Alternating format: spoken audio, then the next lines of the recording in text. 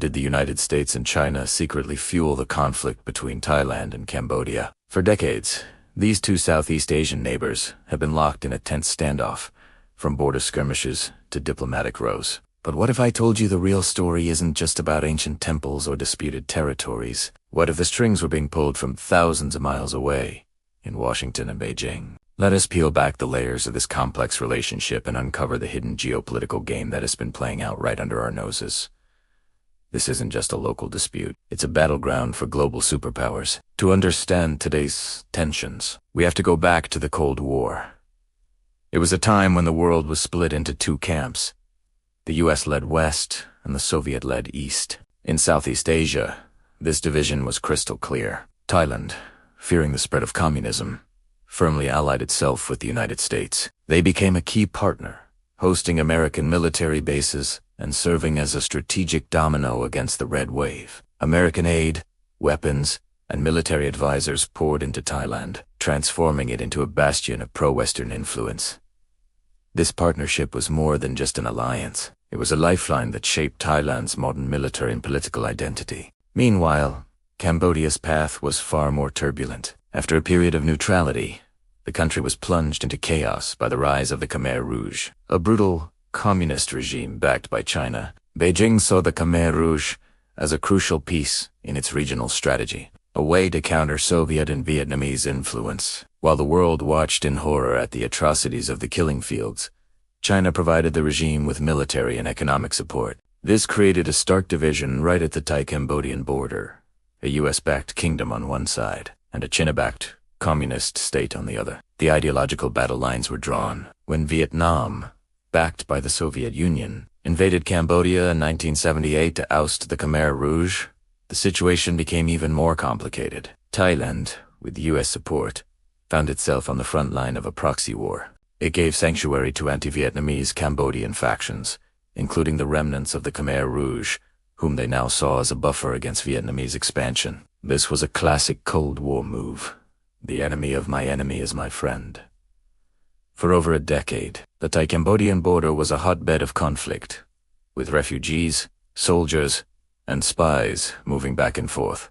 The US and China, once on opposite sides, now found themselves in a temporary, uneasy alignment against the Soviet-backed Vietnamese occupation of Cambodia. Fast forward to the end of the Cold War.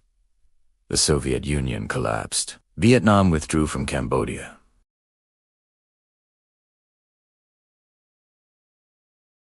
For a while, things did quiet down, but the underlying dynamics of external influence never truly disappeared. They just changed form. As China's economy began to skyrocket, its influence in the region grew exponentially. This is where the story takes a new turn. Cambodia, looking to rebuild after decades of war, found a powerful and willing partner in China. Under Prime Minister Hun Sen, Cambodia has become one of China's staunchest allies in Southeast Asia, often referred to as Beijing's ironclad friend.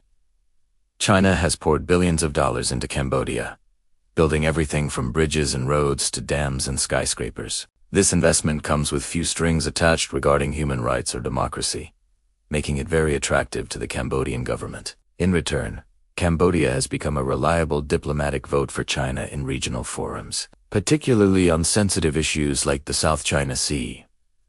This growing relationship has had a major impact on the military front. China is now the primary supplier of military hardware to Cambodia, conducting joint military exercises and even funding the modernization of naval bases. This has raised alarm bells, not just in Thailand, but across the region and in Washington. The Ream Naval Base project, for example, has sparked widespread speculation that it could give China's navy a strategic foothold in the Gulf of Thailand, right on Thailand's doorstep.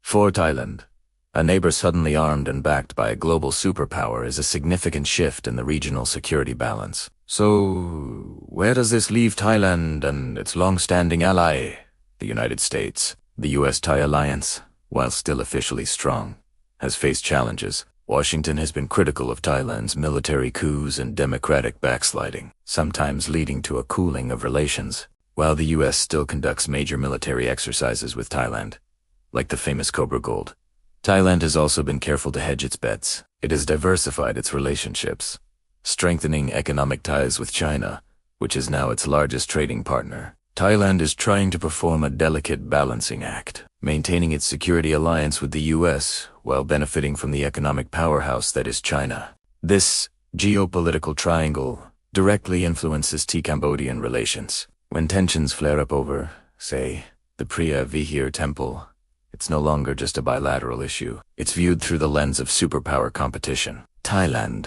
with its US-made F-16SA, and Cambodia, with its Chinese-made artillery, represent a microcosm of the larger US-China rivalry. A border skirmish is no longer just a skirmish. It's a potential test of commitments. Would the US back Thailand? How far would China go to support Cambodia? These unspoken questions hang over every diplomatic exchange and military posture. Let's be clear. This doesn't mean that every argument between Bangkok and Phnom Penh is orchestrated by Washington or Beijing. Thailand and Cambodia have their own long, complex history filled with legitimate disputes over heritage, territory, and resources. These are real issues that fuel nationalist sentiments on both sides. However, the backing of major powers adds a dangerous new dimension. It can embolden leaders, reduce the incentive for compromise, and turn minor disagreements into major standoffs.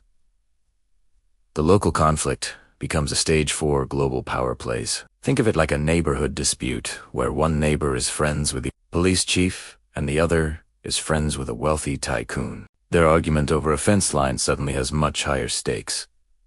That's the situation for Thailand and Cambodia. The presence of their powerful friends changes the entire dynamic. It transforms the balance of power and raises the potential costs of any miscalculation. So, to answer our initial question, are the US and China secretly fueling the conflict? Secretly might be the wrong word.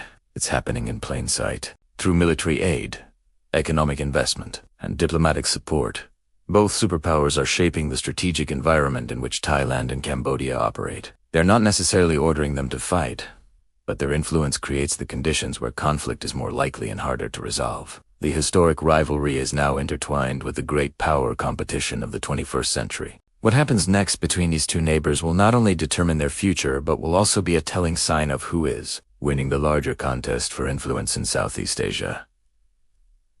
Thanks for watching. If you found this deep dive into geopolitics interesting, make sure to like, subscribe, and hit that notification bell so you don't miss our next video. See you next time.